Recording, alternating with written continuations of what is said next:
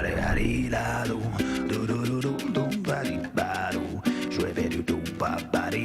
here with Alan Tudyk from Con Man, who just fixed my collar. Yeah. And tell me about how much of this is actually based on your true life experiences? It's hard to separate. Are you Ray Nearly? No, I am not. All of it. My true life experience, definitely my experience is going to cons.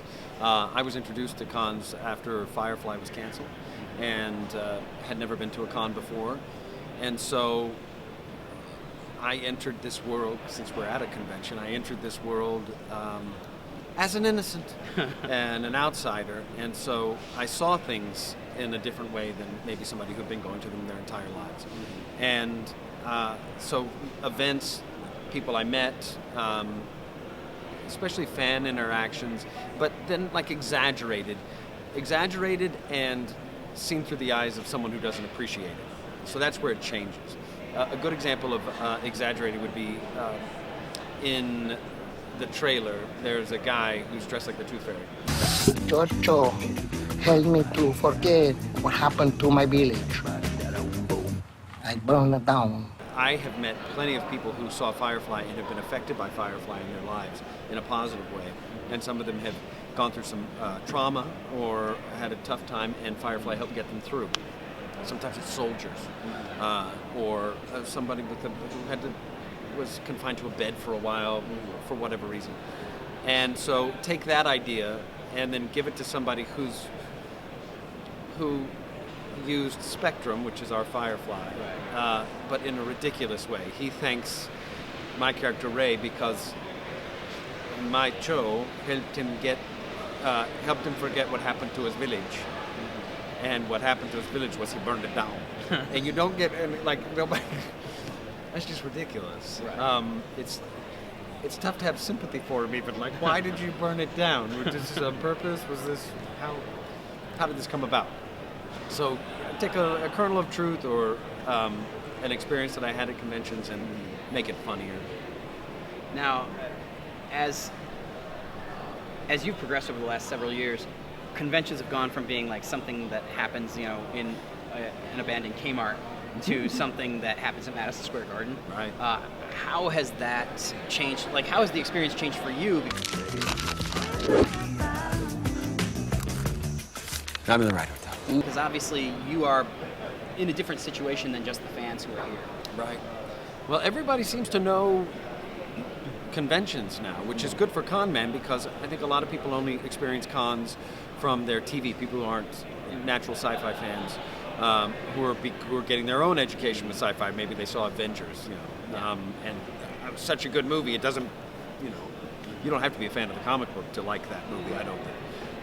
Just they're the best action movies out there. So people are starting to know this world, and it's being reported on, and they watch it on their local news.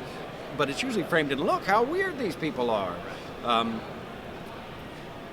So in that way, it's become better for Con Man to come out because they'll have more viewers, people who want to see what goes on behind the scenes of cons, not just fans who want to see what's behind the scenes of cons.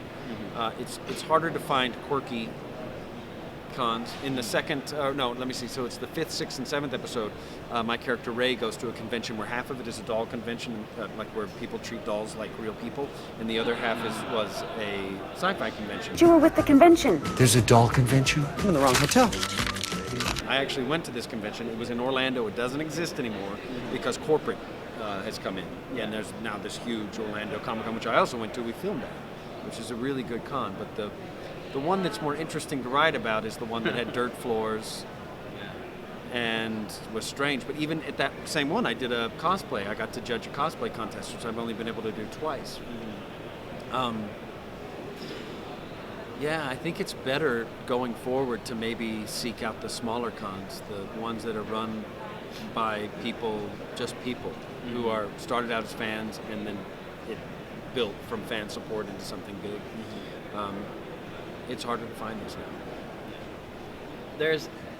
There are so many conventions, like in any given month over the summer, it seems like there's always two fairly decent sized conventions that are contradicting each other. Right.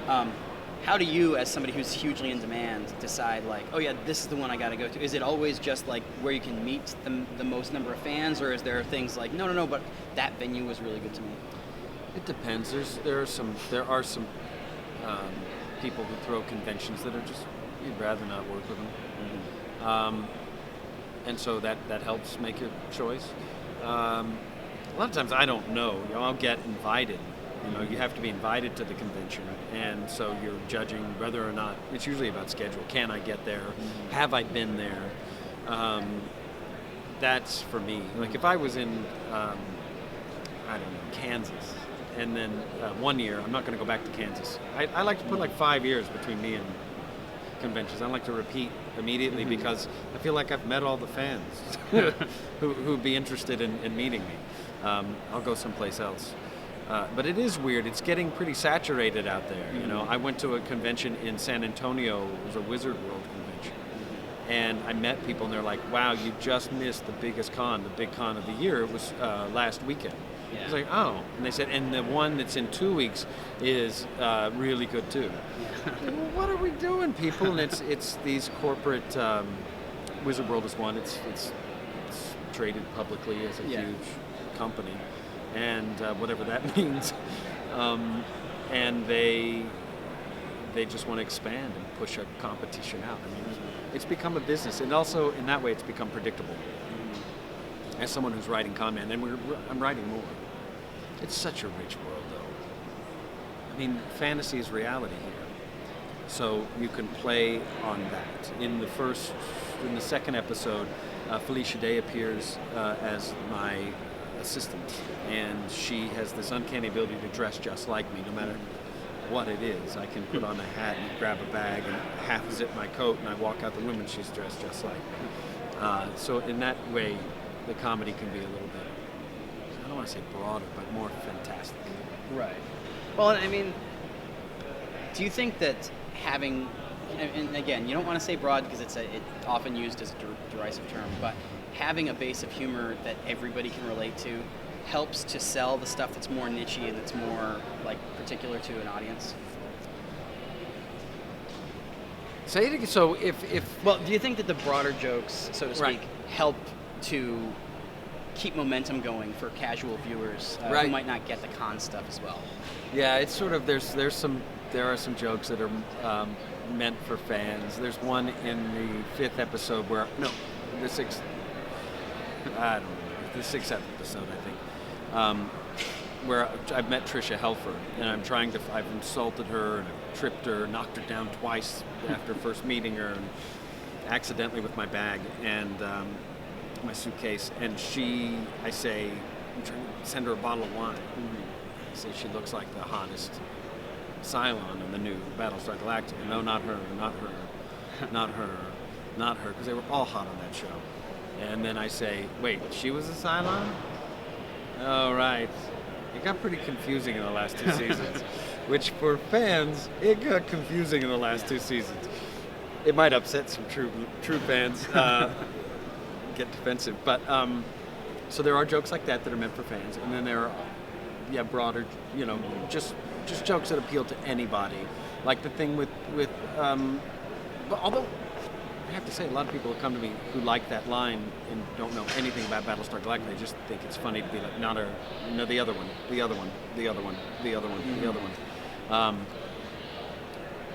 But the thing with Felicia, where you can open a door and she's dressed just like me, even though my shirt's half tucked in and I'm wearing one shoe and all of that. That's just comedy for anybody. And the kissing thing with Tricia, there's a kissing bit where she only likes to be she likes being kissed on the cheek. And for her, it's the hottest thing. And so there are these odd, we make out in a TARDIS.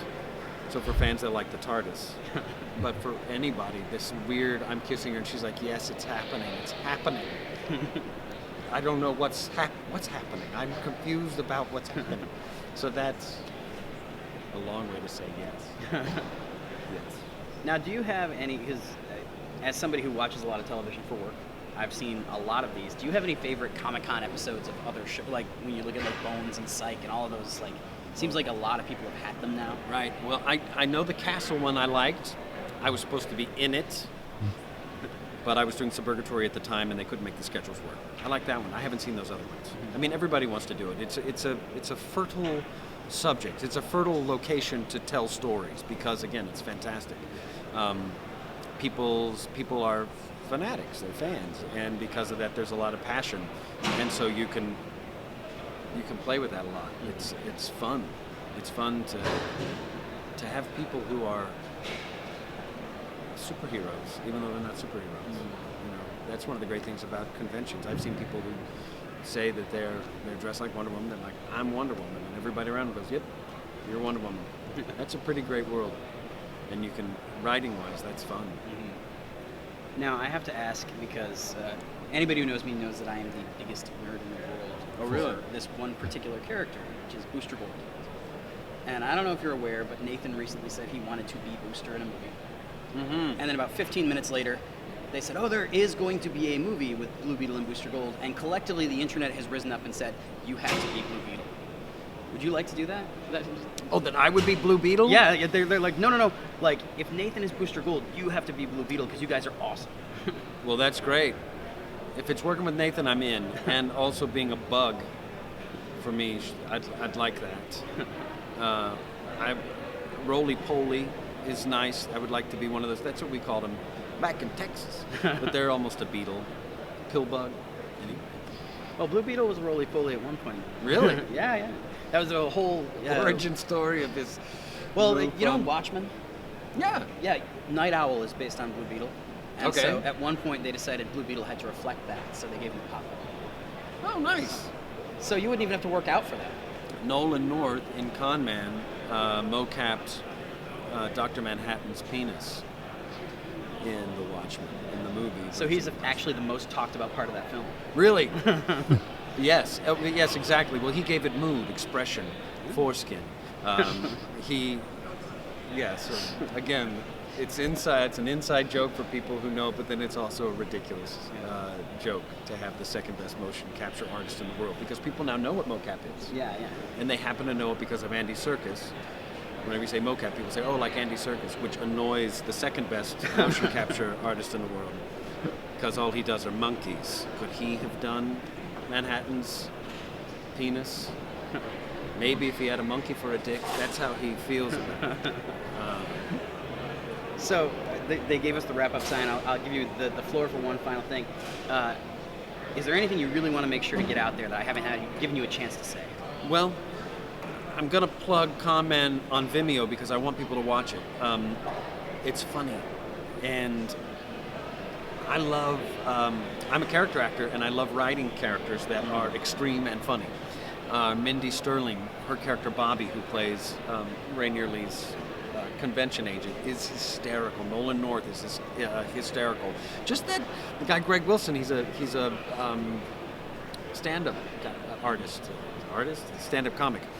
He stands up for his art.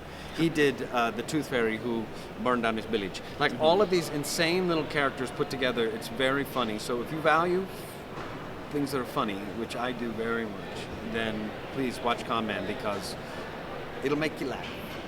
And that's worth something.